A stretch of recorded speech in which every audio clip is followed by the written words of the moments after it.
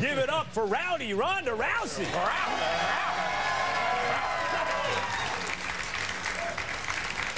Hold on, dog. Chill out. That's my magazine.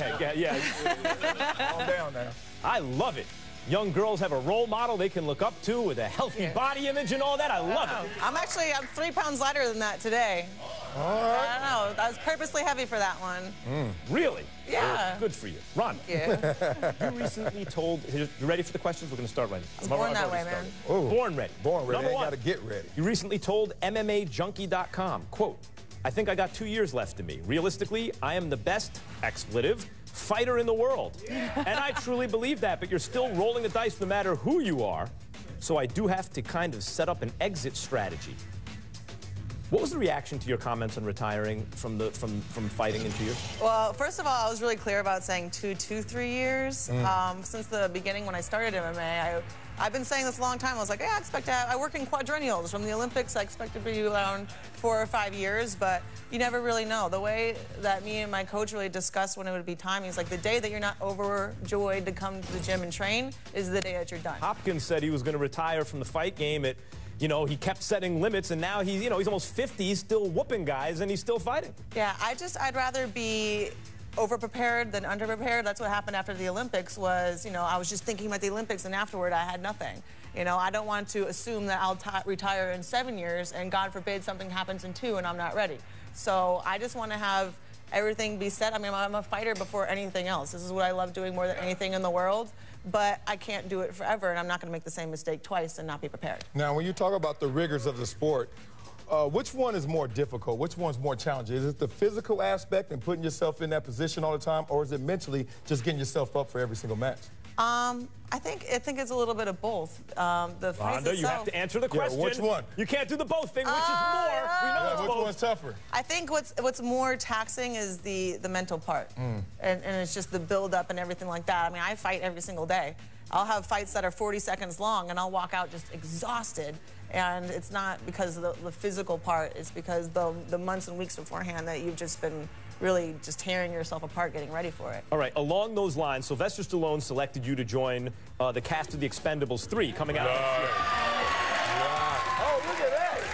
You're on top of the mountain. You know what I love? Like, of almost everyone in this, she's actually the best fighter. She's like, you know, one of the 2 or 3 best. All right, you're also reportedly going to appear in Fast and Furious 7. So we're talking about the mental aspect of training. How do you make sure your budding movie career doesn't hurt you in the octagon?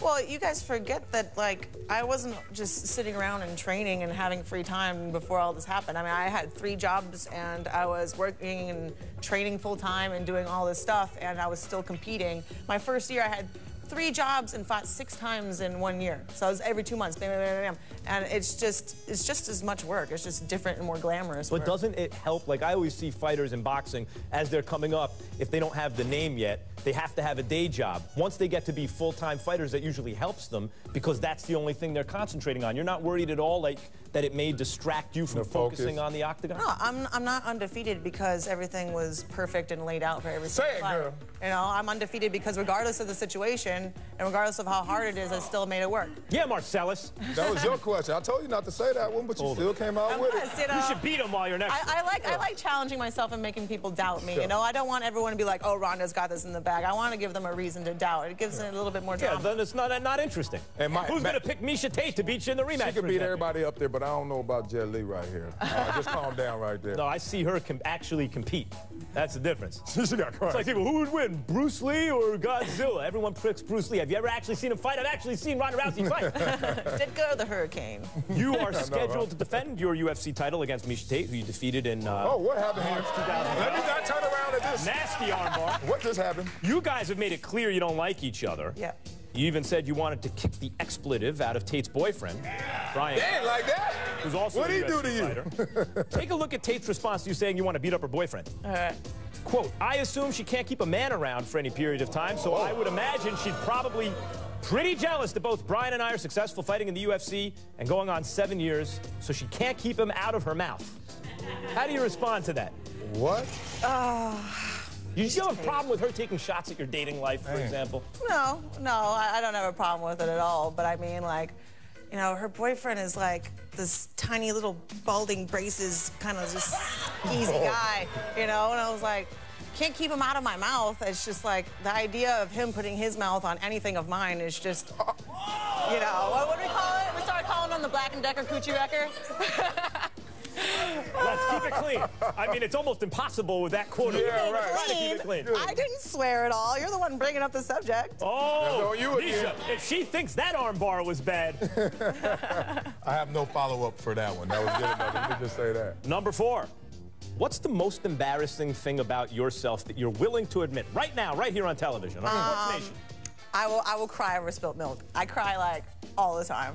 I swear to God. Tough Ronda Rousey? I know. Undefeated Ronda Does that mean Rousey? you're thin-skinned or you're just No, emotional? it's just I am very open with my emotions. I don't really have much of a filter, and however I'm feeling at the time, I show it, and that's how a lot of What was time the I last time get you like cried? Yeah, what's the last thing you cried over? cried over. And I was crying about something this morning. Oh, what was I cried it? before I got here. I don't want to get into it. It's a long story, but you know, I Come on, son. have a lot of stuff going on. I just stress out. I like that. I like if you can whoop all that butt, why not say that you cry? Who's someone going to make fun of you? Should put her in the armbar. Yeah, ain't nobody gonna challenge You know, it. it's funny. Like I had tournaments before where like I lost earlier in the day, and then I would cry for the whole rest of the day, right? But then I still had to keep fighting, and I would be crying, and I would cry, and I'd bow in, and I'd throw the other girl, and I'd beat her, and still be crying, and I'd bow off, and I'd go in the next fight, still crying, beat the next girl, still crying, walk off. Like I don't stop what I'm doing, you know. I keep crying. You going to make Misha cry? I really don't care as long as I win. She can do whatever she wants. She can do a little dance afterward. I don't care. Her and Brian could go kick it. I was fighting this girl. She was crying the whole time and beating me black and blue. I don't. Number 5. You're on the cover of Maxim's September issue. We showed everyone. Oh, there we got it. We got it. Yeah. Which hits newsstands tomorrow. What is more stressful for you? MMA or posing for Maxim? MMA, definitely. You know, Good answer. Posing is not really that hard. And But you're not as used to it as fighting. Yeah, out your comfort zone a little, no? I mean, we've kind of been doing some stuff lately where it's getting to be not so, you know, the unfamiliar environment. And plus, like, the board in there, the one I'm wearing, and like the holding the table of contents, that's my actual skimboard. So when we were done, I actually went skimboarding, and I was like up and down the beach. I'm at the beach all the time, so it was a cool shoot. Let me ask you something, because the whole Charles Barkley role model thing. So as a father of 2 small daughters, as I told you earlier, I like the fact that you're around and I can show them, you see, you don't have to be a celebutard to be female and, you know, and on TV you can be a tough girl and still, you know, be on the cover of Maxim and all that stuff. Do you see yourself as a role model, positive body image, whatever it may be for young girls? Well, you know, I want other girls to feel like it's okay to be ambitious and not necessarily have the same ambitions as me, and I don't want them to be afraid to speak their mind and, you know, say what they think, but not necessarily have to think the same things as me. Oh, I love that answer. Ronda Rousey. Here it is. Oh, yeah. I would say I have a man crush, but it's not even true. And then can I say I have a crush? It's not right. Let's give it up for Ronda Rousey. Yes, sir. We'll be right back.